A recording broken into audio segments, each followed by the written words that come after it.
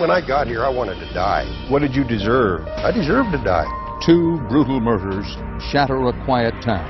My boss came out and said, "You better get home. There's something wrong." I walked into the house, and it's when I found her on the couch.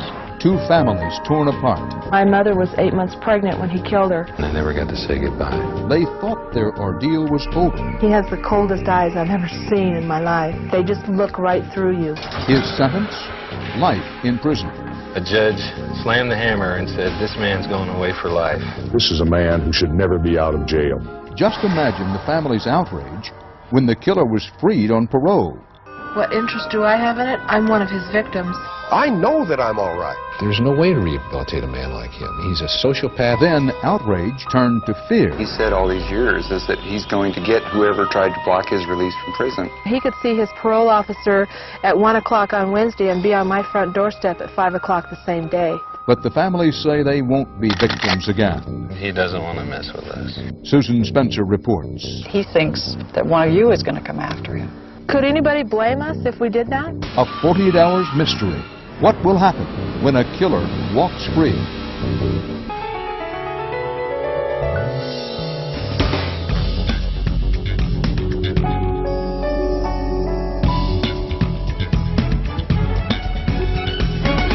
I'm Dan Rather, and this is 48 Hours.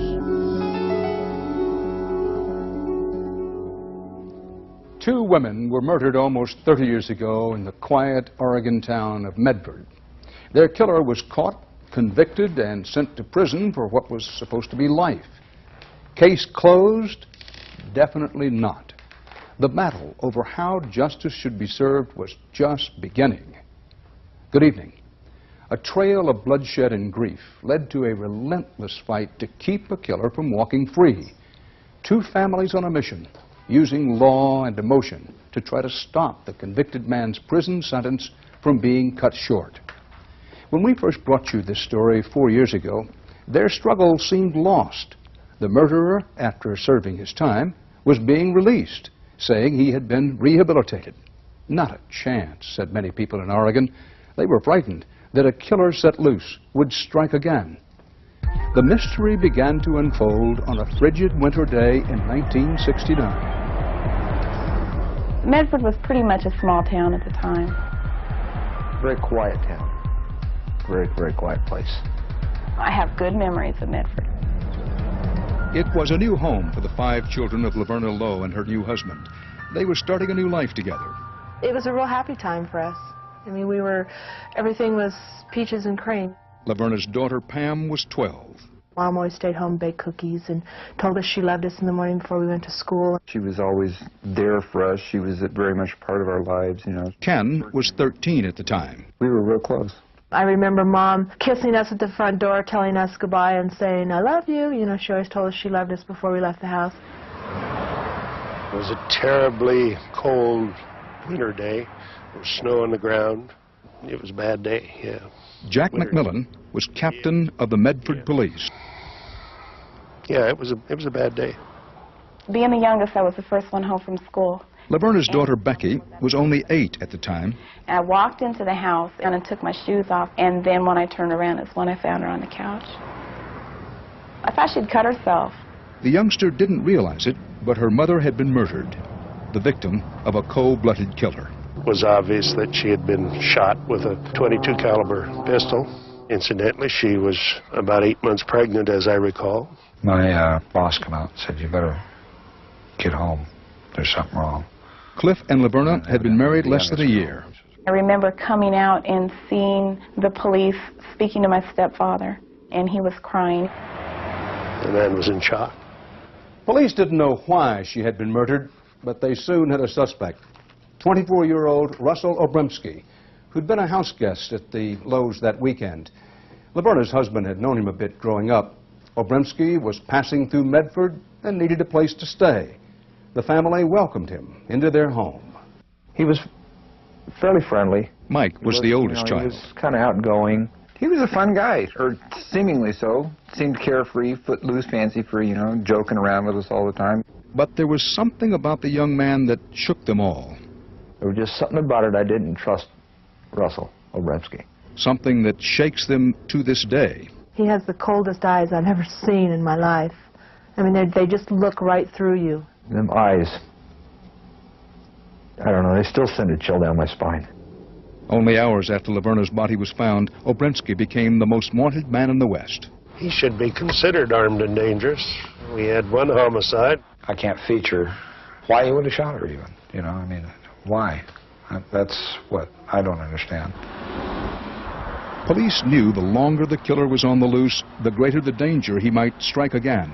But where? They didn't have a clue.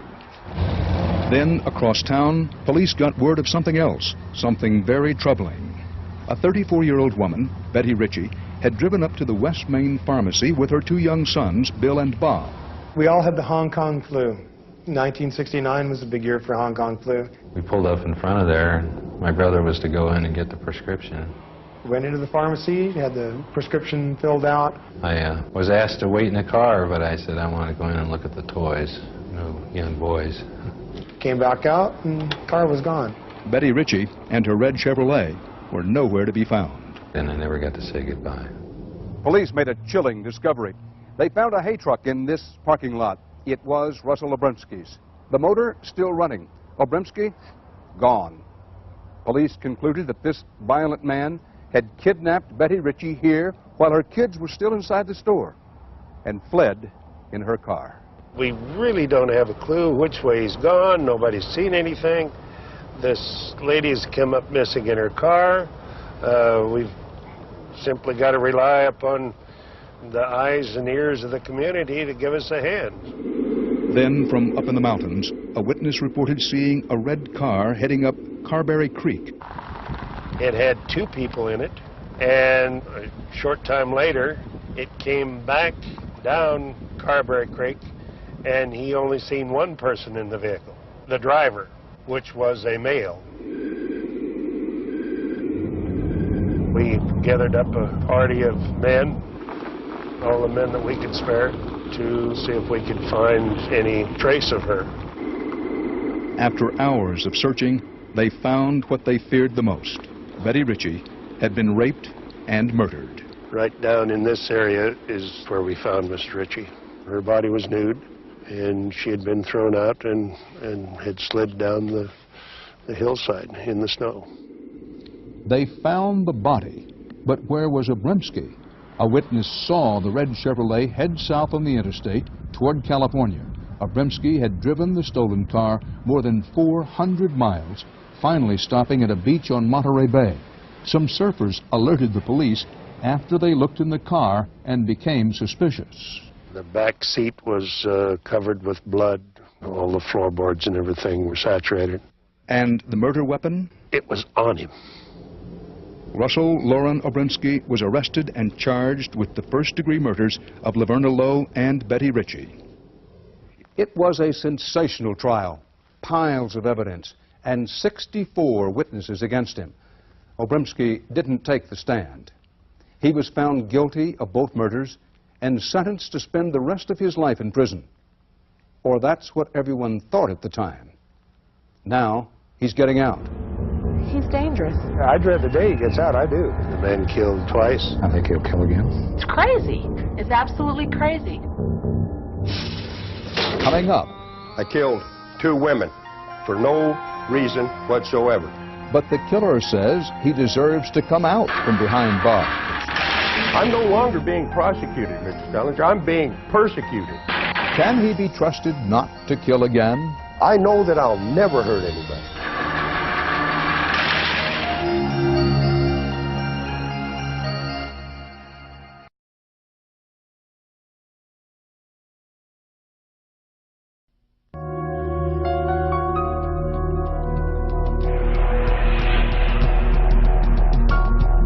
This was Russell Obremski then, and this is Russell Obremski now. What happened that morning? Well, I left the house pretty early that morning. Obremski says the day he killed the two women, he was drinking and using both amphetamines and LSD. I went nuts. That's what I did. I don't really remember everything that happened. Laverne said that, asked me if I wanted something to eat. We was talking back and forth. She was doing some stuff, and she said something, I don't even know what it was, but boy, it really pissed me off, you know, and I just lost it right there. And I had that little .22 pistol in my pocket, and that was it. And you shot her 4 times? I shot her 4 times. Do you remember? See, I don't even remember shooting her, you know. Do you remember picking up Betty Ritchie? I don't even remember picking her up. You remember shooting Betty Ritchie? Don't remember shooting her either. You remember dumping her out of the I car? don't remember dumping her out of the car. I don't remember. I couldn't tell you where Carberry Creek Road is to save my life. How long has this been your home? For 25 years. Excuse me, there's some of the pheasants right there. Oh, right here? They're doing real You good. take care of all these birds? Yeah. Who's this guy here? That's Grandpa. That's an old seagull that got caught in this razor wire here.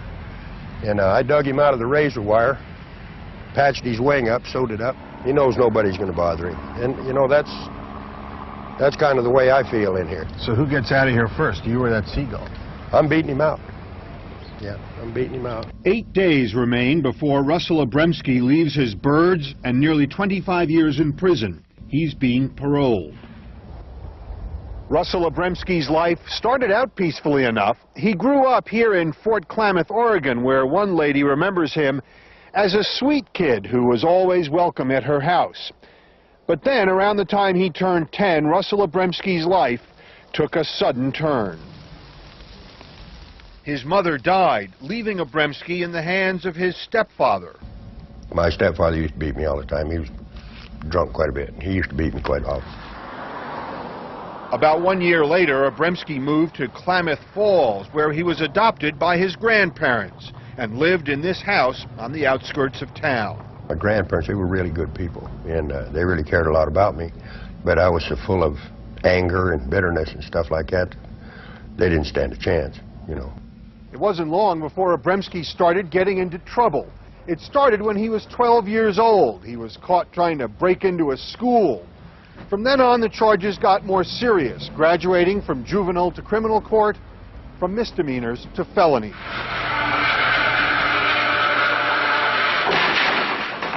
When I got here, I wanted to die. I tried to kill myself, man. A couple of times, you know. What did you deserve? I deserved to die. The death penalty? Sure. I got to ask you, if you deserved the death penalty in 1969, why do you deserve to walk free in 1993? That's the law. There was no death penalty in Oregon in 1969, so Obremski was sentenced to 2 life terms. That meant he would eventually be eligible for parole. But every time Obremski came up for parole, Laverne Lowe's family was there to fight. At this time, I would like to give Mr. Obremski this photograph. This is a picture of our mother, the woman he took away from us 23 years ago. Is that wrong? Sure it's wrong. You bet it's wrong. The victims would say what that is their ability then to remind the state what you did. No, it's not. It's the victim's ability to seek revenge on me. That's all it is. I'm no longer being prosecuted, Mr. Selinger. I'm being persecuted. Where do their rights end in your book? You're angry about this victims' rights movement. You're angry at these... Victims' rights isn't a victim's This victims' rights is a legal way of persecuting a man that's committed a crime after he's in prison. I don't blame Pam Nelson for her hatred and her anger towards me. I don't blame her for her feelings. I do not blame her for trying to keep me in prison for the rest of my life. I wouldn't blame her if she did shoot me in the head. But with all the bitterness she has in her, she's setting me up for a killing so she can beat it. See? When I walk out that front door, I'm a big fat freebie to her. She can walk up and put a slug in me. I couldn't stand it. I was scared to death. I just knew he was going to come after me. Bam. Are you afraid of that? Hell yeah, I'm afraid of it. Did y'all have a nice trip down here? Hope so. I'd like to welcome you to my home. My name's O.B. I'm a lifer. I killed 2 women for no reason whatsoever. Russell Obremski is making his final appearance on this inmate speaking panel, warning kids not to use drugs and alcohol, not to end up here. Because believe me, one of you at the minimum is on their way to prison. Randy Nicholson is a social worker who counsels kids at risk, and he's willing to take a risk on Russell Obremski. To do whatever I can to help him get involved with the school. But you're not afraid of Russell? No, not afraid of Russell. You'd open your house to him? I believe so. He could move next door to you? Yeah. You're that sure? I'm not sure.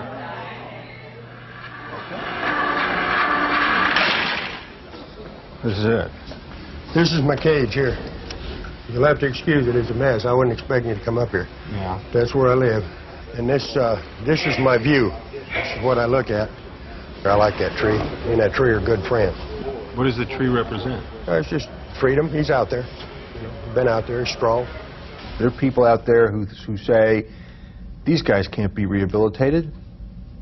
They can't change. How can I change that? How can I change their beliefs? I know that I'm all right. I know that I'll never hurt anybody. I'll never hurt anybody.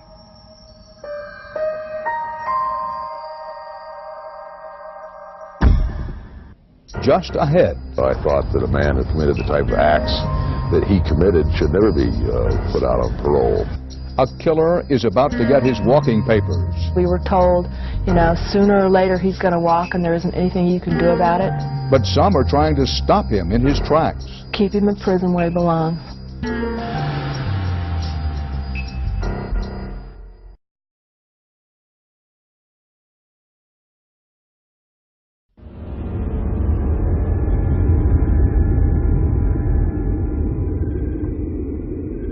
Betty Ann Ritchie was found nude. She had one bullet hole in her head. She was beautiful. I guess everybody thinks of their mom that way. My mother was 8 months pregnant when he killed her. Obremski shot her in the head 4 times. This is a man who should never be out of jail. You've heard about the Obremski crimes. You've met the killer. And by now, you're probably asking yourselves, how in the world could this man be allowed to walk out of prison as a free man? I had a packed courtroom. There was standing room only. Obremski was tried more than a quarter of a century ago. It was the first major murder trial I'd ever tried, so... Judge Lauren Sawyer remembers the trial like it was yesterday. Mr. Obremski, his own defense attorneys requested I chain him up because he had threatened to stick one of them in the eye with a pencil and hit the other one with a chair. The jury did its job, guilty of 2 murders. He never testified. Came time for you to sentence Obremski. What'd you think at that point? Well, I was thinking, my hope was that I could remove him from society so that no one would ever run the risk of being hurt by him again. What were your options with Obremski? Life imprisonment was it, period. It was never a question of whether Obremski would be paroled, but only when. Well, there are roughly 6,500 inmates incarcerated in the state of Oregon. Danny Santos, a former parole board chairman. All of this is the Obremski file? That is correct. Inside this thick file is the legal path Obremski used to walk through the system. When 1977 came about and the new matrix system was implemented. Designed to reduce prison overcrowding, the matrix system is a complicated formula that sets a definite release date for all prisoners. So your release date would be May 24, the year 2001. This is how it works. The parole board considers the crime. The crime was burglary 1? Yes, sir. Prisoner behavior. I had a real bad substance abuse problem. And other factors in determining the release date. Your new date is June 24, 2002. For Obremski, the parole board calculated a November 1986 release date. This double murderer would walk free after only 17 years. Tonight, without commercial interruption, the parole of Russell Obremski. The news created quite a stir. The parole board is being flooded with calls. I don't know one person that isn't outraged by this. That was when I got excited because he was due to get out before Thanksgiving. It was a wake-up call for the victims' families. Yeah, I don't want to see any other family go through what I went through. Clifford Lowe is the husband of Obremski's first victim, Laverna. We took and circulated petitions like this everywhere in the state of Oregon. We, the undersigned, want the full life sentence with no parole. How many signatures did you end up getting on? We lost track, but well over 50,000. My goal was to keep him in prison where he belongs. Pam Nelson is the daughter of Laverna Lowe. We were told, you know, sooner or later he's going to walk and there isn't anything you can do about it. In 1986, a victims' rights law was enacted. This door opened and there stood Obremski. For the first time, families were allowed to speak at parole hearings. He's going to fall between the cracks and he's going to... And to study prisoner files. We got to sit down and go through all their records several times. And what did they discover? We found out that the parole board had goofed up. They were letting him out earlier than what he was supposed to be let out.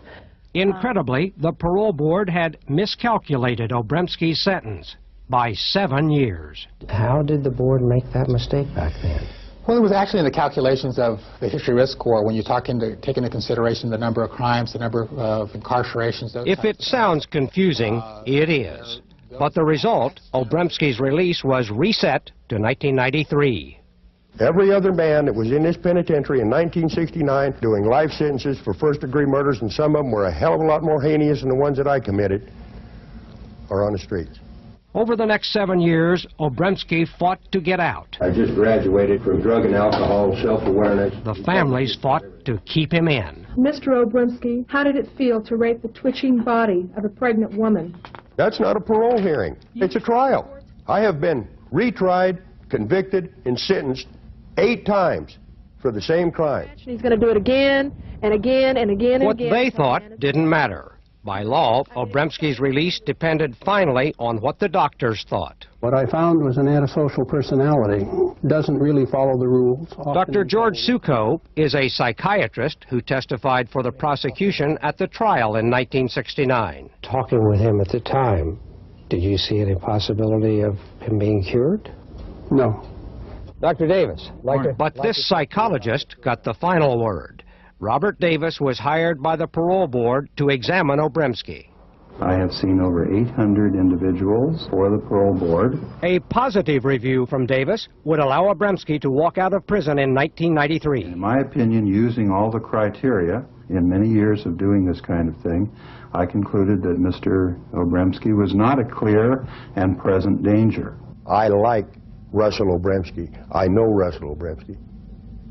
And I'm comfortable with him. And so are a lot of other people that know me. I'm a nice guy. Not always. His prison record shows repeated disciplinary action for drug abuse and sexual activity as late as 1991. Given this psychological evaluation. But after the positive evaluation, the parole board said it had no other choice. Law indicates at this time there are no choices here but to firm up his release date. Well, you know what's so bad about this, Linda? If he would have done what he did in '69, now he would get the death penalty. Can I guarantee that he won't reoffend? And that is impossible for me to guarantee. But what could happen is he'll start using drugs and drinking again, and some woman will say no to his advances, and she'll probably end up dead. I can't fail. I can't fail. I have got 25 years of rehabilitation in the Oregon State Penitentiary by the finest in the world. How could I fail?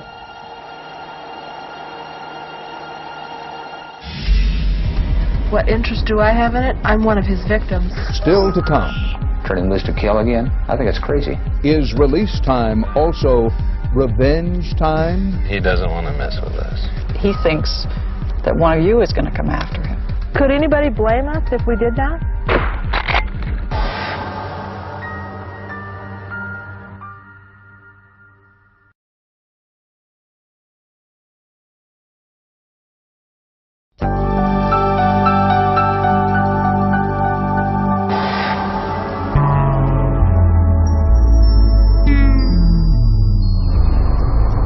I only knew her as a mother to an 8-year-old. I didn't know her as a person. I was 12 years old. You know, if you're hurting, who do you run to?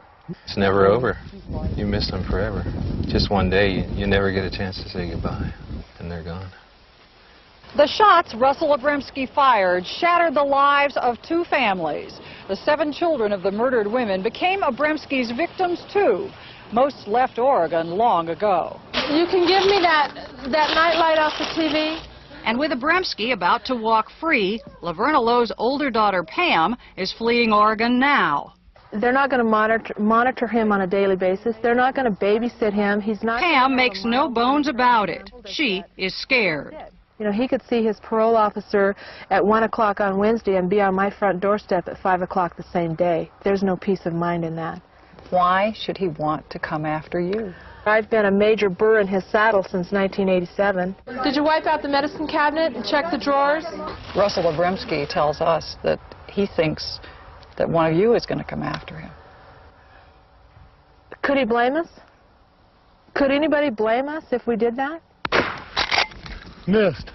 Miles away, out hunting quail in Southern California, Bill and Bob Ritchie insist quail is the only thing they're interested in hunting. Oh, yeah, here's feathers right here. Though they lost their mother, too, that dreadful day, and are just as angry. The law says he deserves a chance. As far as I'm concerned, he can rot in a closet somewhere. You want to work down the creek and I'll go up 15 yards? Uprooted as children because of their mother's murder, the Ritchies blame Obremski indirectly for problems they've had in life. Few close friends, failed marriages. The easier going down that way.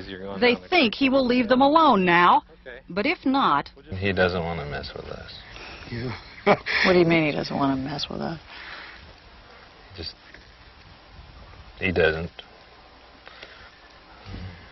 Because of what you might do? Or I won't ever be a victim, that's all.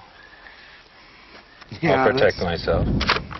Pam Nelson is absolutely convinced that he'll do something like this again. I've heard. I've heard she's been in his face quite a bit for the last several years. I need to know if there is a definite parole plan for Russell Obremski yet. At the 11th hour, before Obremski's parole, Pam is in his face again. But what happens on those mental evaluations if they find that he is not safe to be on the outside? Mixing moving... I called them yesterday and they said they didn't have it. With desperate phone calls to state officials. Does he have a job? Does he have a place to live? Trying to stop the inevitable. What interest do I have in it? I'm one of his victims. Why should this state, anybody in this state, have to deal with this man? It's not fair, it's unjust, it's crazy. It's absolutely crazy. Pam's still got a lot of anger and even fear of Obremski. Pam's brother, Ken, claims he's over that, finally. But nonetheless chose to move to Alaska as Obremski's parole neared. He drives a cab here. He said all these years is that he's going to get whoever tried to block his release from prison. And we did indeed try to block his release from prison. But what, you don't believe that he will? I don't know if he will or not. It just doesn't matter to me anymore. I don't care if he does or not. I'm not at the point where I can say I can forgive the man. Okay? But I am at the point where I'm not going to hold it against him anymore because I'm not going to give him that power in my life anymore. The week so far has been pretty good. Ken says only counseling through 3 marriages, bouts with alcoholism and drugs, brought him to this point. You're talking 24 years of self-destruction going on here. Whoa! I was a straight A student in school. I had a dream of being a jet pilot. And after that, nah, forget it. You know, that was gone. Each one of us kids has suffered the consequence of being basically abandoned and left to our own devices to overcome all that happened then. There's no closeness in our family anymore. We had that before he killed my mother. It was there. You know, we had Christmases at Grandma's and we had family get-togethers, and I had a mother that kissed us goodbye every morning and told us she loved us as she went out the door. That was there until he came to our house. The family agrees Obremski's responsible for so much pain, for broken marriages. Pam's had too. So here are all the family pictures. These are the ones. And your mother in the middle. Place of honor. Her brothers and sister agree that Becky, the youngest child of Laverna Lowe, has best put the fears behind her. Ironic, since at age 8, she found the body. These pictures are very therapeutic for me because for many years that was the only memory that I had that stuck out in my mind of my mother, was seeing her in the condition that I found her in. And there is less comfort in some of the others. I could see it by the looks in the eyes when these pictures were taken based on whether it was before or after the murders. I could see it. Just before? See how happy she is? You know, you can see such a difference. You can just see the pain. You can see the pain on his face. Elizabeth lives in Greenville. Yeah. But Becky vows the pain will not be passed on to her own kids. She says she's happy today after much counseling and help from God.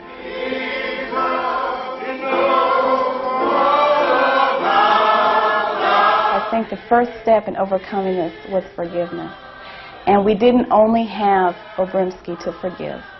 There were a lot of people, and I pray for his soul. Right now, I hate Obremski more than I ever did. For Pam, it's moving day, the day she has dreaded. Give me a hug. You're okay. It's okay.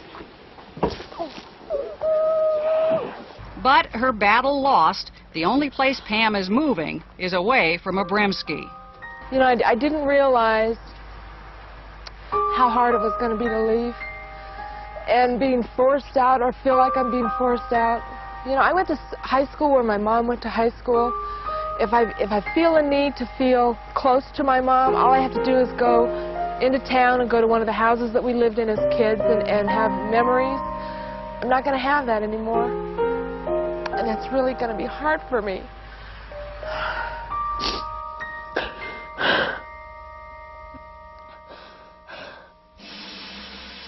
Or have any contact with the families of the victim. Next. Look at that, man. I'm scared to death. Out of the darkness of prison, back into the glare of the spotlight. I think you should be a free man. A lifer's re-entry into the outside world. Own room. I've given a 50-50 chance.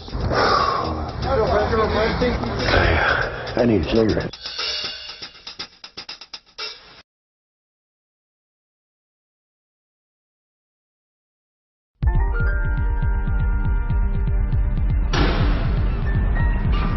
You will not leave the state of Oregon without first having written permission. You're not to own or possess and control any weapon. You will not possess any controlled substance. You shall not change your dwelling without... November 8, 1993. Russell Obremski is finally out of prison. You're to obey all laws. He has been freed. And you're not to enter and reside in Klamath or Jackson counties. But he's not totally free. Or have any contact with the families of the victims. Yes, sir. Do you have any questions? No, sir. He's on parole for 3 years. Can I hear a sign? He's almost on his own. Thank you very much, Good luck. Mr. McCann. Yep. It's not going to be easy. For now, his parole officer will check on him twice a week. Russell, you're shaking. Yeah, I'm nervous. Yeah, I'm nervous. There ain't no walls out there. It's going to be real traumatic. Is this feeling like you thought it would? No. No? No, I'm scared to death. Just outside the parole office. Look at that, man. They got cameras all over the place down there. Okay, we're going out the back door. We're ready. Anytime. Let's go. Obremski is about to get his first taste of the outside world. I think you should be a free man. He has walked out of a cage and into a fishbowl. People in Oregon are following the Russell Obremski case so closely because of a man named Cal Brown. Just like Obremski, Brown was released from prison on the strength of a psychological report and was on parole here in Eugene. Roughly 2 months after he got out of prison, Cal Brown got into trouble. Big trouble. While he was on parole, Cal Brown killed one woman. He cut her throat 3 times, huge slashes across her throat, and he stabbed her 3 or 4 more times. And almost killed another woman. At that point, he reached under the pillow again, pulled out the opened knife, and he raped her. He got life for the attempted murder. We need you to move back. He got the death penalty for the murder. Keep going. He should never have been released. Did you make that point? Yes. Yes, I was at the parole hearing. This woman was assaulted by Brown in 1983 and did not want to be identified. I was scared, and I'm still scared. I told him he was going to do this again.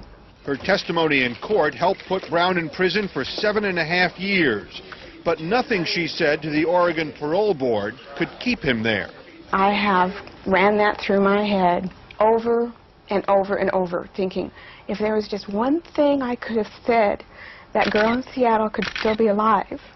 But yeah, I don't know what I could have said. Brown was released because, like Russell Obremski, he had a positive psychological review. You've been following the Obremski case. Obremski says he's a different man now. Oh, yeah. Psychiatrists say he's a different man now. Supposedly Cal Brown was a different man now, too. He was in remission. He was a model prisoner. He was this good little boy now. You've heard this all before? Yes. Were you sure in Brown's case? Sure that he hadn't changed? Yeah. I had no doubt in my mind. No doubt. Okay, here we go. Get ready to get out. Take a seatbelt off. Who is this guy? Can you be that sure with Obremski, though? Is it worth it to lose another life and risk not being sure? Yeah, here's a bunch more of these jerks. Why should someone else die just to give this guy a try? Mr. Obremski, can we talk to you just real briefly before you... Why should he have more rights Russell? than the victims who are dead or the victims' children who are living this? Just have a minute with you, sir. For the first several months, Obremski will be staying at a halfway house in Eugene. Talk to you real briefly. Boy, I didn't know freedom was so hard. This is going to blow over. Yeah. It's got to. I need a cigarette. That's what I need. That's all I got to do. Let it go. Leave me alone. I'm not bothering anybody. All I'm trying to do is do something right. And they want to keep it up, keep it up. Obremski's new house... What do you make of this place? Beautiful. Have a nice yard. ...is a halfway house, halfway between prison... My own room, man. ...and total freedom. Man, oh man, oh man. Your first 7 days it sponsors your curfews at 10 o'clock at night. There is a strict schedule. We do drug testing at least twice a week. And strict rules. Harassment or intimidation will not be tolerated. Physical violence, no threats, we won't deal with that. Disrespect for others will be grounds for saying goodbye. You want me to sign that? Feels good to sign my name without having to put a number behind it. Jeez. Russell Obremski has been away from society for almost 25 years. It's hard to say with certainty whether he's going to make it or not. Todd Clear is a criminologist at Rutgers University in New Jersey. His age is in his favor. People in their late 40s and into their early 50s are not as active criminally as young parolees are. The fact that he's been locked up for around a quarter of a century is not in his favor because it's a tough adjustment. You don't know how to use a microwave. No. Now he has to learn about things most of us take for granted. And hit the start button. All right. How does this thing work? See, heavy wash, you'd want it to wash for 15 minutes. Maybe it's this one. This is the phone over here that has the answering machine on it. Oh, boy. It's going to be difficult. Didn't take long to figure that out. Obremski's parole officer, Al McCann. I've given a 50-50 chance. 50-50? Yeah. That's all? That's the best I can give him. In fact, experts say half the people paroled on murder charges end up committing more crimes. You know how long it's been since I drank out of a glass cup? 6% of them kill again. I can sit out there and smoke, right? That's right. That's a small percentage, but still a big risk. Human behavior is so unpredictable. This whole thing is just a crapshoot. Yeah. I mean, you have no more idea than I do, or than any guy on the street does. That's about right. Max. Ain't no wrong with it. There's no way to rehabilitate a man like him. He's a sociopath. Can Russell Obremski stick to the rules and hold on to his freedom? If it's drugs, if it's sex, if it's killing somebody, that's what he's going to do.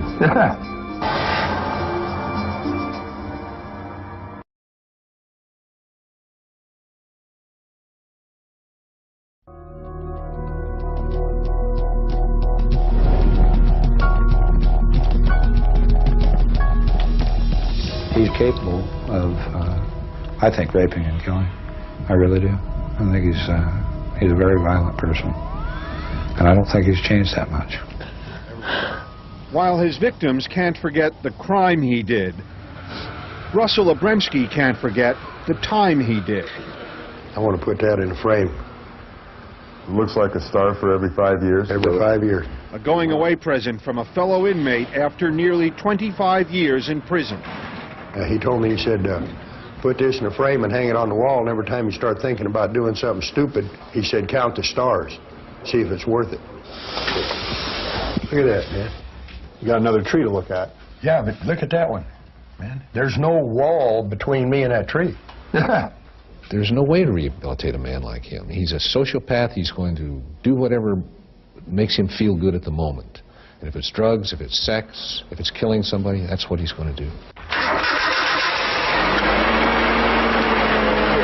Within a month or so, I should be able, even if it's washing dishes or something, I should be able to get something, you know. I'm on the way. I'm on the way. I'll be all right. It's going to take 2 or 3 days to get used to this, but I'll be all right. Obremski, yeah, he's going to get on with his life. Great. What happens when his good day is not a good day anymore? Who pays the next time?